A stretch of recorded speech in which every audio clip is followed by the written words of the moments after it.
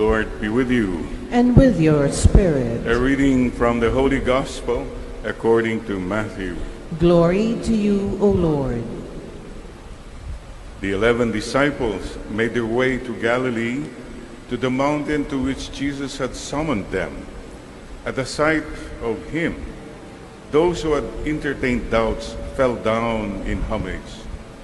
Jesus came forward and addressed them in these words: "Full authority has been given to me both in heaven and on earth.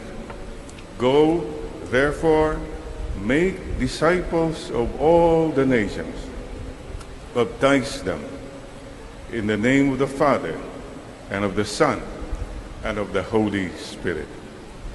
Teach them to carry out everything I have commanded you. And know that I am with you always until the end of the world." The Gospel of the Lord. Praise to you, Lord Jesus Christ. Come, Holy Spirit, come, Holy Spirit. Bless this unworthy priest, that I may share with humility and with the heart, and that people who listen with their hearts.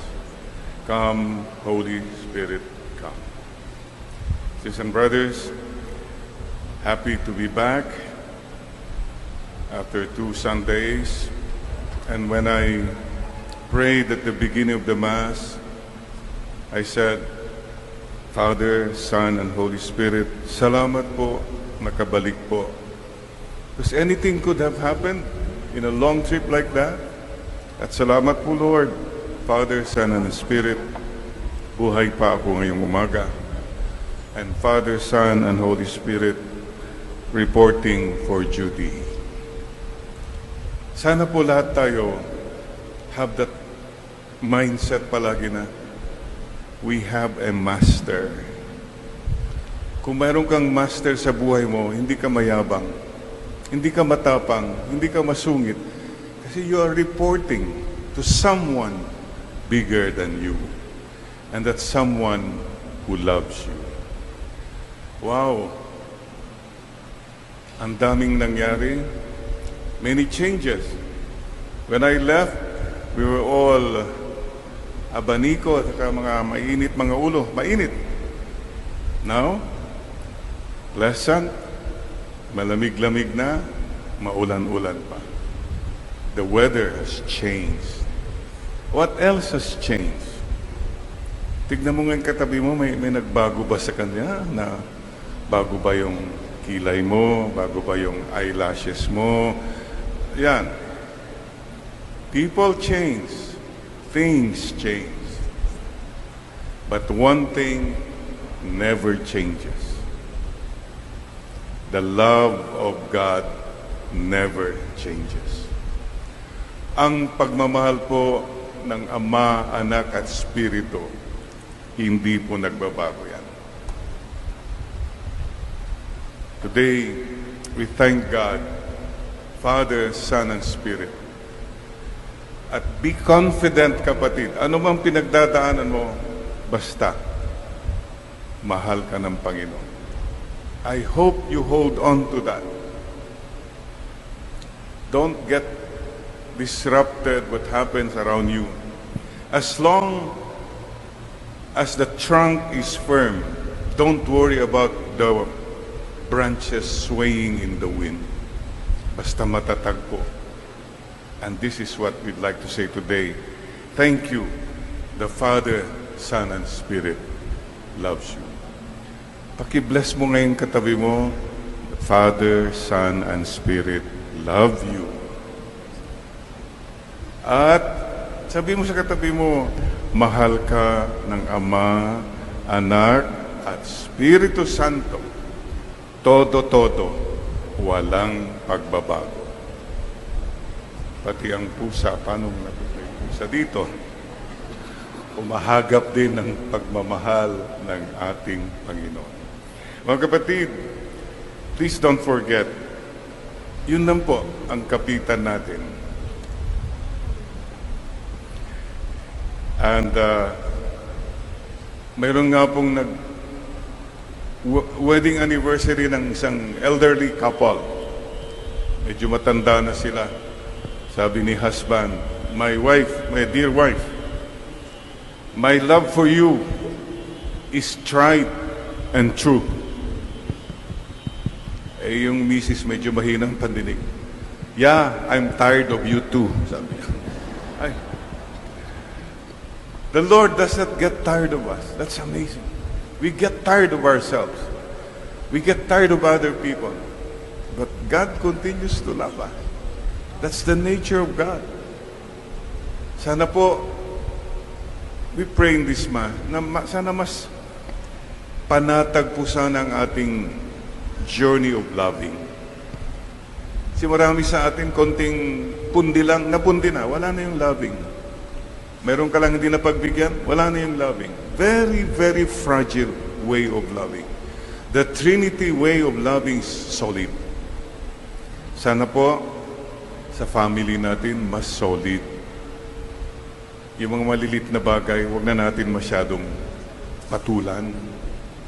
I learned something lately, and it has helped me journey more peacefully. Alam niyo po madalas, hindi ka happy kasi may konting bagay lang na-upset ka na. Alam mo kapatid, kung na-upset ka, you were set up by the evil one. Nawala ka na ng gana. Mayroon lang sigurong nadinig ka, may nasabi, hindi ka napagbigyan, upset ka na. Because you are not grounded on the love of God. How do you avoid this? Well, I have an acronym. I call it SPAM. Ano yung SPAM? I call it silly, petty, adjustable matter.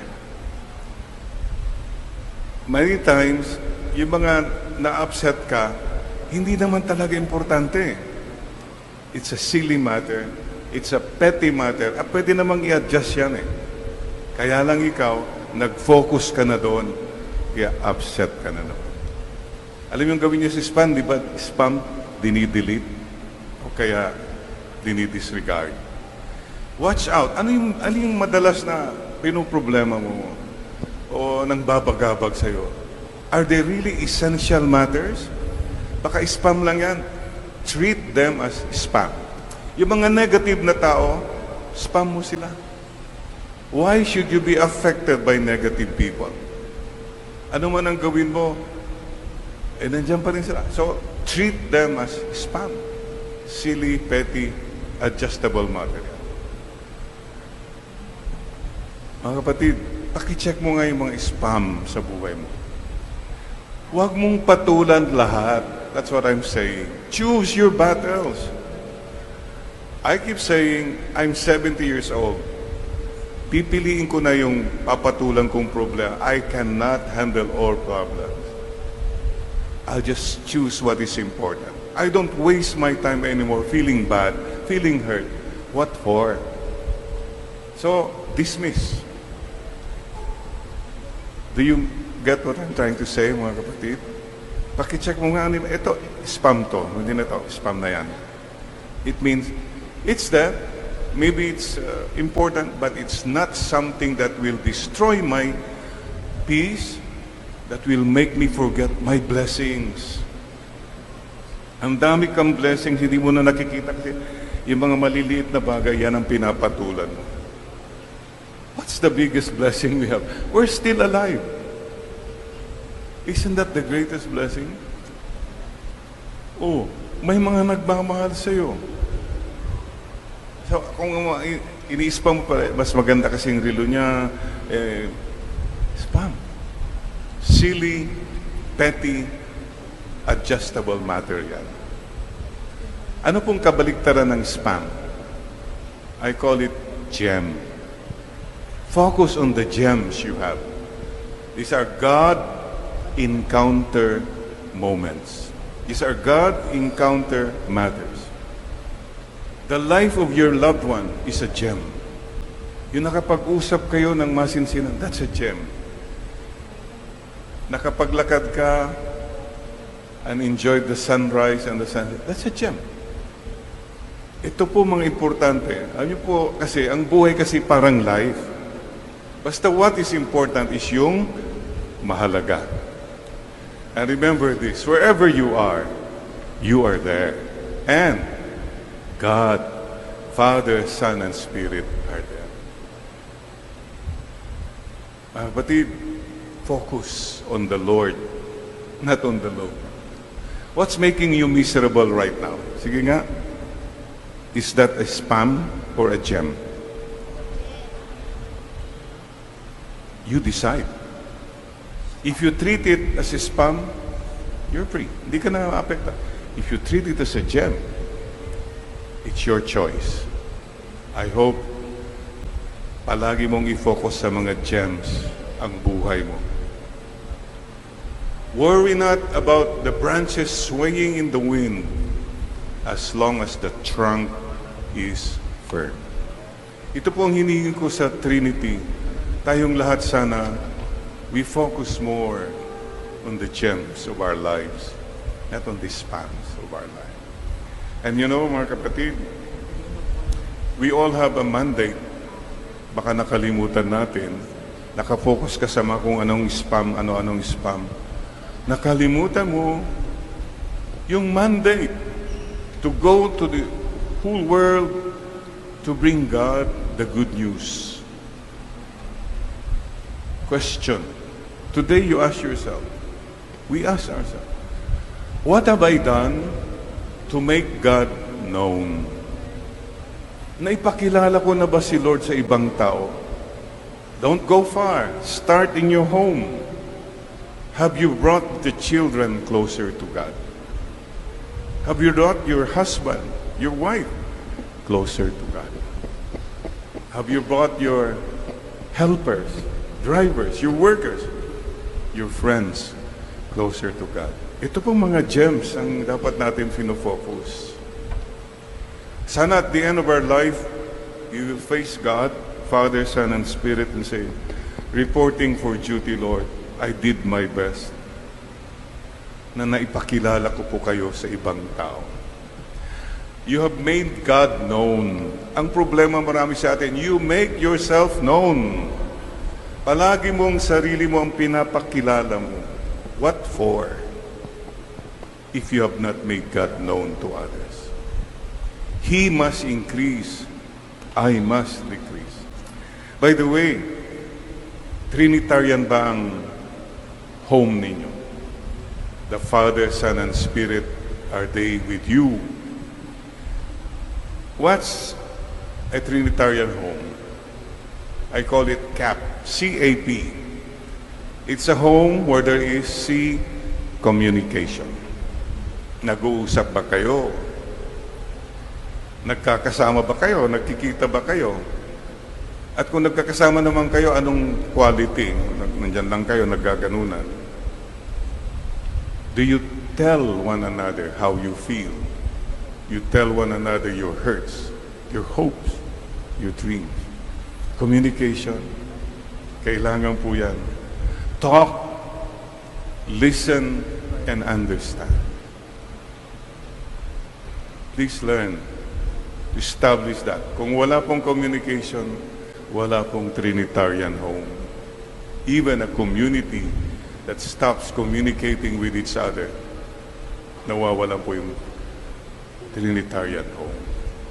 Number 2, C-A, mayroon bang appreciation sa isa't isa? Nasasabi mo niya sa isa't isa, uy, okay ka. Or, uy, sorry ha. Uy, I love you. What are the 3 most important words in life? Say them more often. Thank you.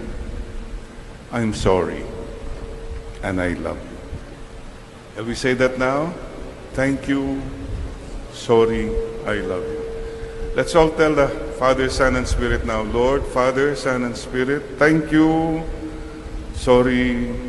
I love you. Baka gusto mong sabihin na sa katabi mo rin ngayon, Trinitarian, thank you ha. Oh, sorry, I love you. Then, that captures everything. And one more thing kailangan po in any relationship, any home, any community, patience. Pasensya lang. You communicate, you appreciate, and you be patient with one another. Why? The Lord does not give up on us. Let's not give up on one another. Let's not give up on ourselves. Mga kapatid, keep that in mind. Cap tayo. Cap. Cap. Amen and amen. Dear brothers and sisters, today, don't forget, mahal na mahal ka ng Ama, Anak, at Espiritu Santo. Remember that I shared with you before ordination, I was asking the Lord, I remember that place in Baguio, Sunnyside Retreat House, bago mag-benediction ng gabi. I was asking, Lord, talaga bang gusto niyong magpare ako? Kung magiging masamang pare ko, kahit huwag na lang po. I was asking the Lord. And I bowed my head. It's a theophany. A theophany is hard to explain. But it's clear to the one who went through it. Parang nakita ko yung Father, Son, and Spirit. Tapos nagsalita yung Holy Spirit. Spokesman. Sabi, you're asking kung pinili ka namin. The Holy Spirit said, you know, Jerry, the Father, the Son, and I had a meeting, and we have chosen you to become a priest.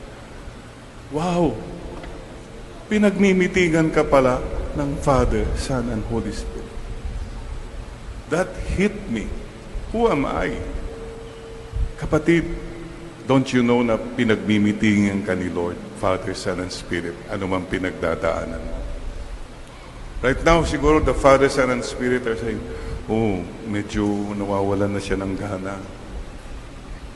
They are concerned about it. Please don't forget that. Hindi ka basta-basta. Hindi ka just. Mahal ka ng Ama, ng Anak, at ng Espiritu Santo. We bow our heads now and let the Father, the Son, and the Holy Spirit bless you, love you, and embrace you. Whoever you are, whatever you have been, the Father, Son, and Spirit will never stop loving you. That's all. That's all you need to remember. At sana, today, trust the Lord more from now on. And lean not on your own understanding. BTS. Just believe that God loves you. Trust that the Lord hears you and will help you. Surrender everything, everyone, to His loving will and plan for you. Today, in gratitude, tell the Lord, Father, Son, and Holy Spirit, I love you too. Mahal ko rin po kayo, Ama, Anak, at Espiritu Santo. Patawad po sa mga pagkukulang.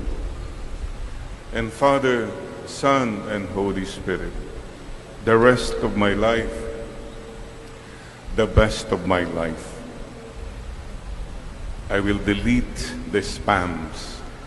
I will focus on the gems of my life. And Father, Son, and Holy Spirit, as for me and for my house, we will serve you, O Lord. Father, Son, and Holy Spirit, reporting for duty. Amen. Amen.